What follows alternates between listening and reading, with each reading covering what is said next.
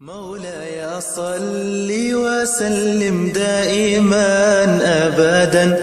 على حبيبك خير الخلق كلهم. مولاي صل وسلم دائما. الحمد لله رب العالمين والعاقبة للمتقين ولا عدوان إلا على الظالمين، وصلى الله على نبينا محمد وعلى آله وصحبه وسلم تسليما كثيرا. أما بعد، السلام عليكم ورحمة الله وبركاته. إلهي سبحانه وتعالى أمان iyo mahad dhamaystiran mudan. Allah subxaanahu wa tacaala ina soo gaarsiiyey bishii Ramadaan oo maanta kow inoo ah. waxaanaynu ilaahay subxaanahu wa tacaala weydiisanaynaa, muslimiintoo dhanna aynu u weydiinaynaa inuu ina waafajiyo ka faa'iidaysiga bishan khayrka badan,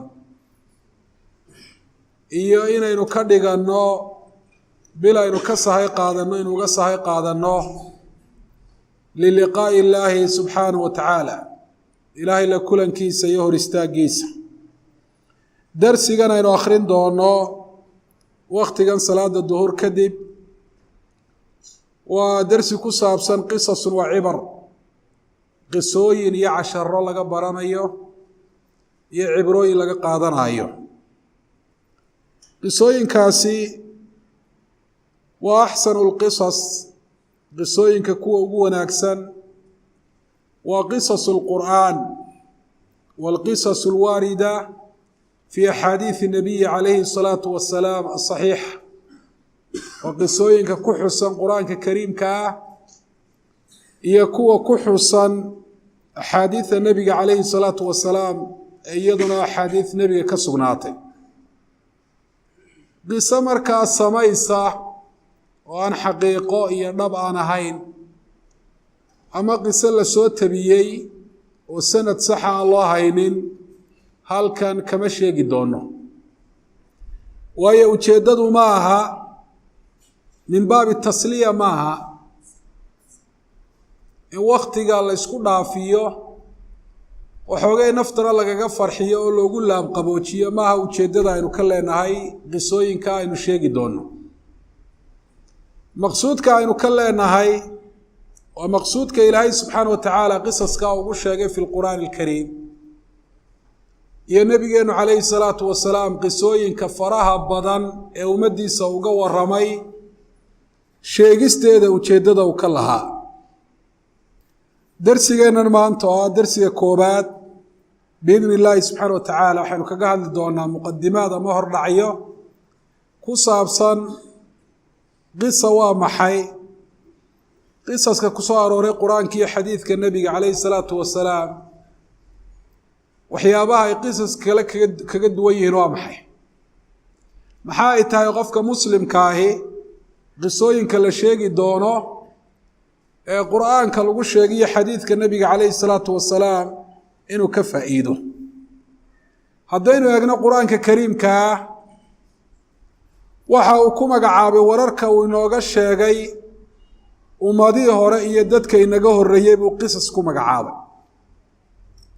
kadalika naqusu calayka min anbaa'i maa qad sabaq. ilaahay wuxuu ihi isagoo la hadlaya nebi maxamed calayhi salaatu wasalaam, waxaanu kaaga qisoonaynaa, oonu kaaga waramaynaa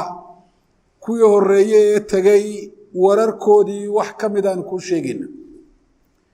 dalika min anbaa'i alquraa naqusuhu calayk minhaa qaa'imun waxasiid. wararkaa iyo taariikhaha lagaaga waramay waa magaalooyinkii dad hore ay deganaan jireen warkoodii oo aanu kaaga qisoonayno. wa kulla naqusu calayka min anbaa'i rusuli maa nuthabitu bihi fu'aadak. ilaahay subxaana wa tacaala wuxuu uhi isagoo la hadlaya nebi maxamed, wararka aanu kuu sheegnay waa qisooyin aanu kaaga sheegnay rusushii iyo ambiyadii kaa horreysay. falamaa jaa'ahu waqasa calayhi alqasas, waa kelmad qur-aanka aada ugu soo noqnoqotay kelimatu alqisa, maray mufrad tahay iyo maray jamc tahay iyo maray qaab ficil u dhigan tahay. dhammaanna waxaa looga jeedaa waran laga warramaayo cid horraysay dhacdooyin soo maray iyo ficillo ay sameeyeen innagoo ka duulayna macnaha qur-aanku uu qisada u sheegay waxaynu odhan karnaa qisadu waa xikaayatu alxawaadith waalacmaal biusluubin lugawiyin yantahi ilaa garadin maqsuud waa waranka laga waramo dhacdooyin iyo ficillo cid hore ay samaysay iyadoo usluub lugawiya oo aada u xeel dheer oo jadaab oo nafaha soo jiidanaya la isticmaalayo iyadoo ujeeddada looga warramayaana ay tahay in maqsuud iyo arin loo socdo laga gaadho qisaska bani aadamku ay maqlaan aada iyo aad bay u tiro badan yihiin waa anwaac waxaa jira kuwa samaysa oo dhacdadan laga warramaya wax dhacayba aanay ahayn oo ku dhisan khiyaal iyo mala awaal waxaa jira kuwo la soo tabiyo loo dhigaayo inay yihiin qisooyin dhacay laakiin warkaas inuu sax yahay iyo in kale aan la kala ogeyn waxaa jira qisas haabita qisooyin sugan qisooyinkaasi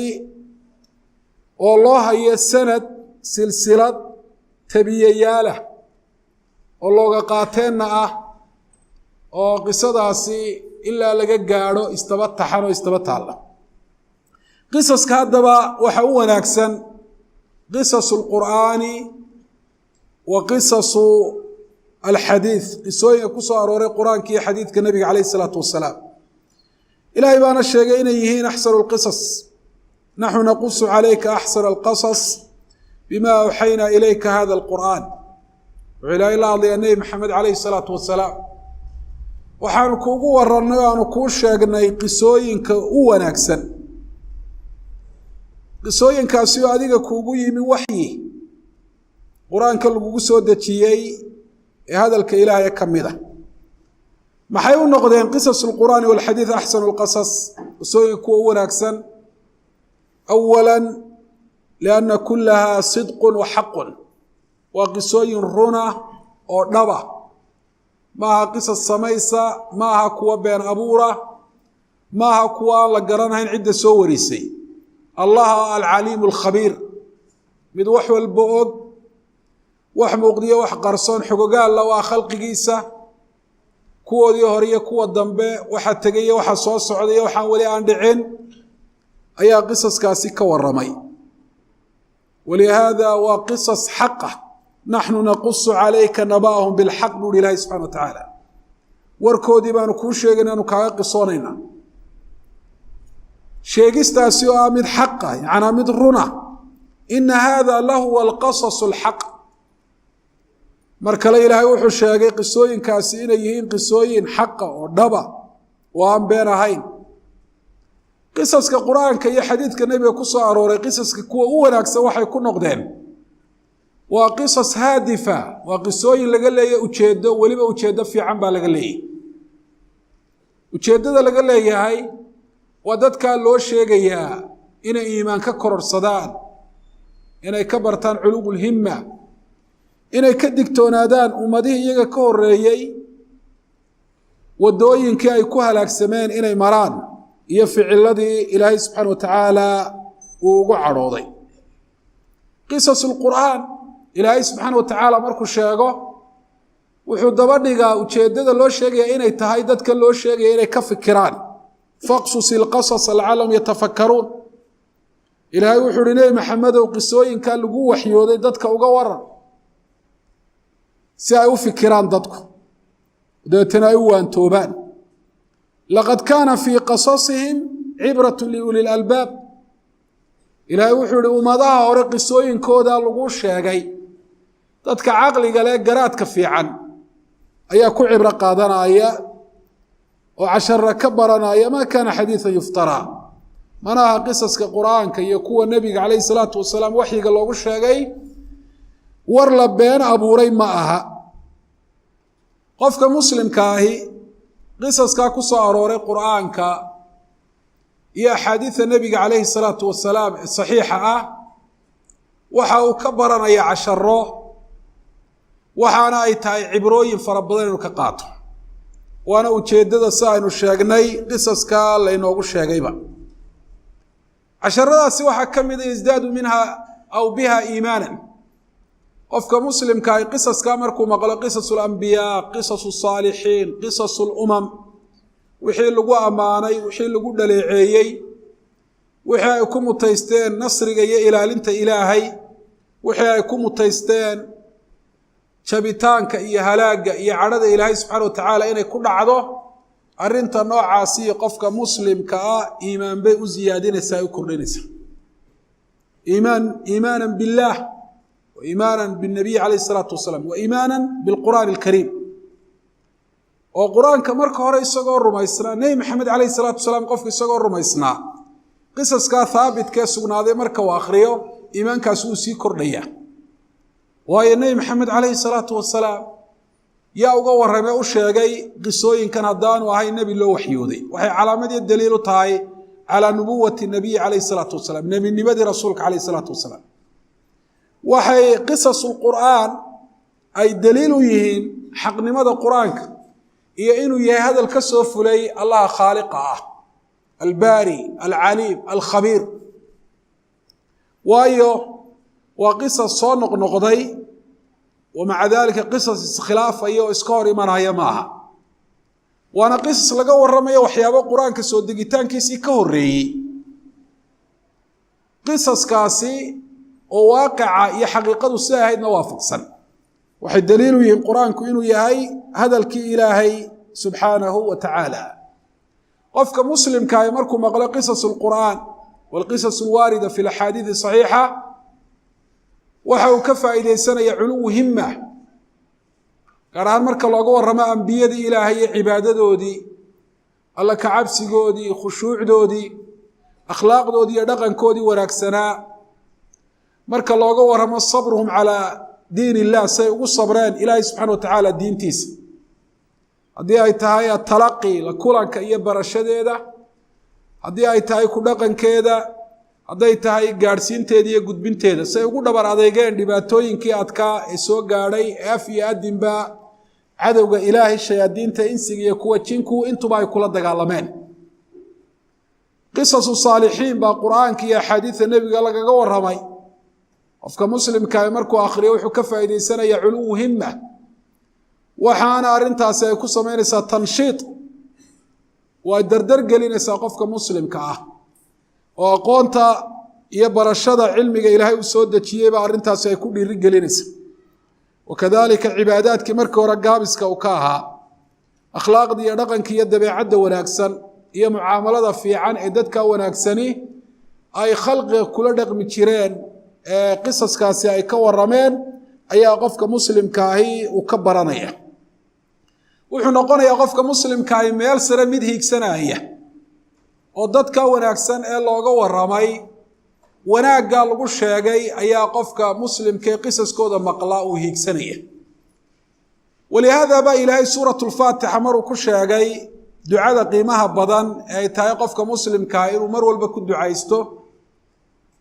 oo inuu ilaahay weydiisto waddada toosa inuu ku hanuuniyo ihdina siraata almustaqiim waxaa la sheegay waddadaasi muslimku ilaahay uu weydiisanayo inuu ilaahay ku hanuuniyo waddada ay tahay sifooyin kale waa loo sheegay laakiin sifo aad iyo aad muhim u ah oo qaaliya baa loo sheegay sifadaas oo ah waddadaasi cidday waddo u ahayd siraata aladiina ancamta calayhim ilaah waxaad nagu hanuunisaa waddada kuwii aad u nicmaysay kuwa ilaahay u nicmeeyey waayo ee waddadaa toosana ilaahay aad weydiisanaysa kaaga horreeyey waa kuwa ilaahay adeecay ee rasuulka adeecay kuwa ay tahay inay ku daydaan fa ulaa'ika maca aladiina ancama allahu calayhim min annabiyiina waasidiiqiina waashuhadaa wasaalixiin waxasuna ulaa'ika rafiiqa waa nebiyadii waa sidiiqiintii waa shuhadadii waa saalixiintii waa ambiyada iyo ciddii raacday raacitaankooda ka dhab sheegtay kuwa waddadoodii weeyi maxaa loo sheegay waddadan aad ilaahay weydiisanaysaa inay tahay dadka wanaagsan wadadoodii waxa loo sheegay dadka wadada kula maraya hadday yaraadaan oo dadka badankooda wadada xaqa ay khilaafaan ay baal maraan inaad ogaato wadadaasi inaanay cidla kugu ahayn oo kaliya aanad ku ahayn oo kuwan khilaafay kuwa ka qiimo badan oo aad uga darajo sareeyay wadadaasi inay mareen kuwaasi wanaagsan ee wadadaasi maray ee lagu sheegay ayaanad hiigsanaysaa oo aad hansara u yeelanaysaa waxa ilaahay uu ku amaanay subxaanahu wa tacaala oo sifaad iyo tilmaamo acmaal iyo dhaqanno adiguna inaad yeelato qisasu alqur'aani wasunna qofka muslimka wuxuu ka baranayaa sabirka noocyadiisa oo dhan qisaska qaarkood waxay ka waramayaan ambiyo iyo dad saalixiin oo la imtixaamay oo lagu imtixaamay bifaqdi sixati walwaladi walahli walmaal caafimaadkii inay waayeen qoysaskoodii caruurtoodii xoolihii ay haysteen inay waayeen wamaca dalika taala calayhim dalika fasabaruu arrinkaasina aad intuu ugu dheeraaday haddana ay sabreen xataa jaaahum alfaraju min cindi illahi subxana wa tacaala ilaa farajku uga yimi xagga rabbi subxaana wa tacaala waxaa qisaskaasi ku dhex xusan dad la dhibay saalixiina qaar miishaar intaa madaxa bartankiisa laga saaro laba lagu kala jari jiray oo kuwa kale arkaya sida lagu samaynayo kuwii ka horreeyey arrintaasi aanay sabab ugu noqon jirin inay ilaahay subxaana wa tacaala diintiisa ay ka noqdaan oo gaalnimo iyo kufri dib ay ugu noqdaan qofka muslimka ahi qisaska wuxuu ku dhex arkayaa ambiyadii rusushii ilaahay soo diray iyo dacwadda sida loogu dhibay iyo siday ugu sabreen kuwaas ugu horreeyey nebiyullaahi nuux rusushu nebi nuux ugu horreeyey nebi maxamedna calayh isalatu wasalaam ugu dambeeyey qisaskaasi markuu akhriyo dhibaatooyinka uu garab dhigo kuwa isaga adduunyada ku soo mara kuwa isaga soo maraa wax sahlan oo yasiran bay noqonayaan arrinta noocaasi waxay ku caawinaysaa sabab ay ugu noqonaysaa an yasbira cala albala in dhibaatooyinka iyo masaa'ibtan adduunyada ku soo maraysa inuu ku sabro qofka muslimka ahi qisaskaasi cibru ka qaadanaya qisaska waxaa ka mid a qisas lumam alatii ahlaka rabu alcaalamiin qisaska ummadaha ilaahay subxana wa tacaala uu halaagay wuxuu yaqiinsan yahay qof kastoo muslimi ilaahay subxaana wa tacaala cidna inaanu dulmiyin wamaa rabuka bidallaamin lilcabiid ilaahay addoomaha ma dulmiyo qof wanaag uu shaqaystay ilaahay kama duudsiiyo xumaan aanu samaynna ilaahay kuma ciqaabo cidda ilaahay u ciqaabay uu halaagay qur-aanku uu ka warramay sunnaha nebiga calayh isalaatu wasalaam lagaga warramay waa cid samaysay waxay halaagaasi ay ku mutaysteen qofka muslimka ay qisaska markuu akhriyo waxaa qisaskaasi ay ku dhalinayaan ummadaha iyo dadka ka horreeya waxa lagu halaagay inuu iska ilaaliyo oo uu ka digtoonaado si isagana ciqaabka iyo cadhada ilaahay aanay ugu dhicin waayo dadkaasi la halaagay kuwa la nacdalay kuwa cadhada ilaahay ku dhacday ficilo ay sameeyeen baa sabab u noqday nasabkooda iyo midabkooda iyo afka ay ku hadlayaan iyo deegaanka ay deganaayeen ka sababay maaha macanuhu markaa wuxuu noqonayaa ficilada ciddii samaysaa iyaguna waxa ay mutaysanayaan ciqaabkaasoo kale walihaada ilaahay markuu ka warramay qisatu qowmi luut iyo ciqaabka ku dhacay in kor loo qaaday oo dhulka laga fujiyey samada markii lagu dhoweeyena la soo afrogay kadibna ciqaab samada lagaga keenay dhagaxan naara oo daba ilaahay markuu qisadaa ka warramay wuxuu uhi wamaa hiya min aldaalimiina bibaciid arrinta noocaasee qowmu luut ku dhacday kuwa daalimiinta mid ka fog maaha man hum aalimuun daalimiintu waayo kullu man dayaca fardan min faraa'id illaahi fahuwa daalim mid kastoo dayaca farallada ilaahay ka mida waa daalim wa kullu man irtakaba maa xaramahu allaahu wa manacahu fahuwa daalimun qof kasta oo sameeya wax ilaahay uu ka mamnuuco u diidu ka xaaraantimeeye waa daalim wa kullu man sarafa xaqan lilaahi ligayrihi fahuwa daalimun mid kastoo xaq ilaahay uu leeyahay cid kale u leexiyaa waa daalim وكل من اعتدى على خلق الله فهو ظالم mid kastoo ku xadgudba khalqiga ilaahay oo carabkiisu ku xadgudba ama gacantiisa ama afkiisa fi dimaa'ihim wa amwaalihim wa a'raadihim ku xadgudba dhiigooda oo daadiya naftooda jara ama dhaawaca xoolahoodii ka dhaca ka xooga ama ka xada ama ka khiyaameeya cirdigoodii iyo sharaftoodii meel kaga dhaco xaq darro wax kaga sheega fa huwa zaalim marka ciqaabka noocaasi kuwa zaalimiinta kama foga buu ilaahay wama hiya min adh-dhaalimiina bibaciid marka qofka muslimka ay qisaskan markuu maqlo qisaskan waxay gelinayaan digtooni iyo xadar inuu iska ilaaliyo waxa ummadaha hore looga waramay lagu ciqaabay qisasul qur'aani was sunnah qofka muslimka wuxuu ka faa'iidayaa thabaat ala alhaq حق إنه كسرنا هذا وإلهي سبحانه وتعالى في سورة هود وحكوا الرمي قصص فربضان وكم إذا قصص الأنبياء والرسل والنبي عليه الصلاة والسلام إلهي وشاقه قصص إلهي مرقو كوا الرمي جبده يدمات كالصورة ده وحي إلهي سبحانه وتعالى كشاقي حكمة دي وشيدده كتيرته qisooyinka faraha badan ee ambiyada iyo rususha iyo aqwaamtoodii looga sheegay nabi maxamed calayhi salaatu wasalaam wa kullan naqussu calayka min anbaa'i rusul waxa laaliyo waxa lagu sheegay lagaga qisooday waa rusushii ka horeysay wararkoodii weeyi iyo wixii ay la kulmeen qoomkoodii ay kala kulmeen iyo sida ay u sabreen maxaa loo sheegayaa ما نثبت به فؤادك وحان قصصكي رسوشي أنبيادي كاوريسي كاغا شيغينا وحان قلبي أكو سغنو صاب النقضة إنا تسغناته الثبات على الإيمان الثبات على العبادة الثبات على طلب العلم الثبات على الدعوة إلى الله سبحانه وتعالى الثبات على كل خير مركا قفك مسلم كقصص كامركو أخريو أما بس ومقلي لوغا ورمو waxa uu ka faa'iideeyaa thabaat wanaagsto ilaahay subhanahu wa ta'ala uu waafajiyay uu ku sugmo oo uu ku sabro hatta yalqa Allah subhanahu wa ta'ala illa ilaahay uu kala kulmaayo sida ay yeeleen dadka wanaagsan ilaahay subhanahu wa ta'ala uu ka waramaayo kuwaasi nabigu calayhi salaatu wasalaam inooga qisooday xadiis saxiixa ku xusan marka qisaska insha Allah ta'ala darsiga aynu ku sheegi doono waxaynu rabnaa in casharada noocaas laga barto cibrooyina in laga qaato